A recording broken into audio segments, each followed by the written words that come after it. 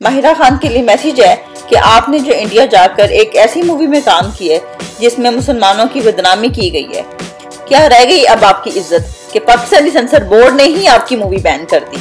अगर इस फिल्म में आपने बोल्ड सीन नहीं किए तो इसका मतलब ये नहीं है कि आप बाकी जो मर्जी करें, बल्कि ये भी मेहरबानी शाहरुख खान की कि वो बोल्ड सीन नहीं करते ज्यादा। वरना अगर इमरान हाशमी जैसा अगर कोई हीरो होता तो वो तो आप पाकिस्तान में क्या इंडिया में भी आपकी बैन कर दी जाती मूवी। आप ये याद रखें कि आज आप जो कुछ भी हैं वो पाकिस्तान की वजह से हैं। पाकिस्तान ने ही आपको इज्जत दी, आपको नाम दिया, आपको पहचान दी। उन्हीं लोगों की बदनामी करने के लिए एक मूवी बनाई गई और आपने उसमें काम किया। आपकी पर्सनल लाइफ जैसी मर्जी है, उसका किसी से कोई लिंक नहीं है, लेकिन जब आप कोई काम करती हैं जिसमें पाकिस्तान को प्रेजेंट करते हैं, खास तौर पे मुल्क से बाहर जाकर, you have to be careful. अपना नहीं तो कम से कम अपने मुल्क की इज्जत का ही ख्याल कर लिया करें। कामयाबी ये नहीं है कि आपने इंडिया जाकर शाहरुख खान के साथ इस फिल्म में काम किया। कामयाबी वो होती अगर आप ये कहती कि मैंने ऐसी फिल्म में काम नहीं करना जो मुसलमानों को और मेरे मुल्क पाकिस्तान को बदनाम करने के लिए बनाई गई है।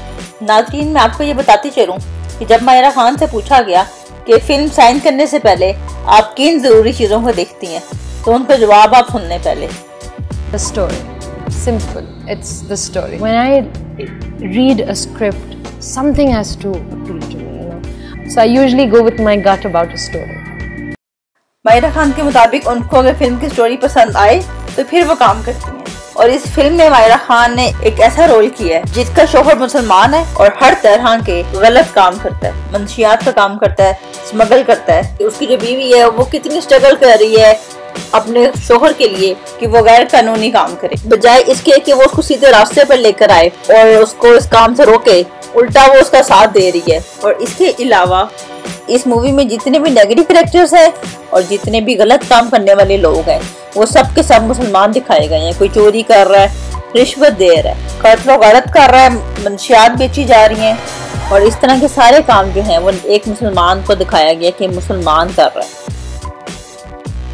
इस फिल्म में मुसलमानों के बारे में नेगेटिविटी को इंटेंशनली प्रोपोगेट किया गया है। अब ये देखें, ये हसन ने इन्होंने लिखा है, ये लफ्ज आप दिए देखें, इसकी लिखने की जरूरत नहीं थी।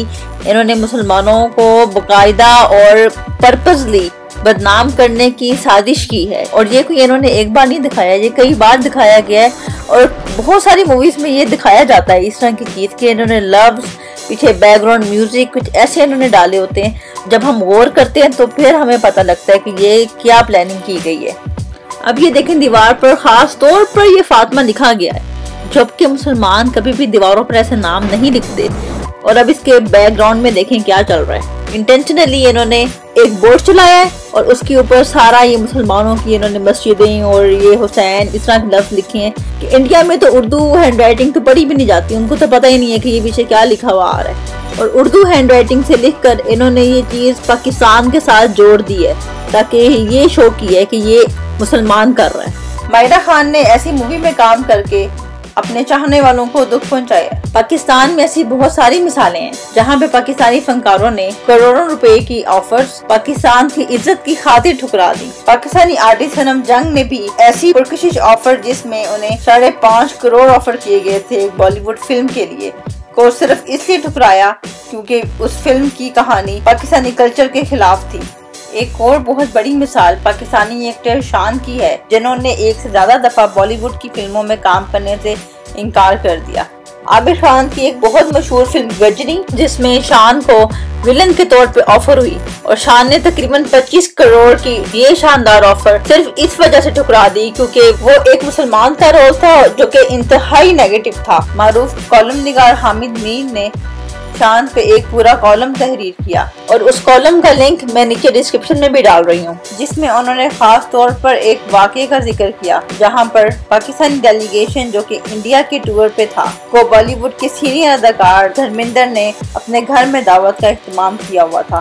वहाँ पर शान ने कुछ खाने पीने से इनकार कर दिया, जिसको देखकर मेजबान धर्मिंदर ने पूछा कि आप कुछ खा पी क्यों नहीं रहे। उसके जवाब में ईशान ने कहा कि आपके बेटे सनी देओल ने अपनी फिल्मों में मेरे मुल्क पाकिस्तान के खिलाफ सिर्फ डायलॉग नहीं बोले बल्कि गंदी गालियाँ दी हैं। तो जनाब, जिस घर के लोग मुझे गालियाँ दें, मैं इस घर का नमक कैसे खा लूँ। ये सुनकर धर्मिंदर ने सनी देओल को बुलवाया। फिर धर्मिंदर ने ईशान से कहा कि लो जी, आपका मुल्जिम आ गया। मैं आपको यकीन दिलाता हूँ कि आज के बाद मेरा बेटा आपके मुल्क को कभी गाली नहीं देगा।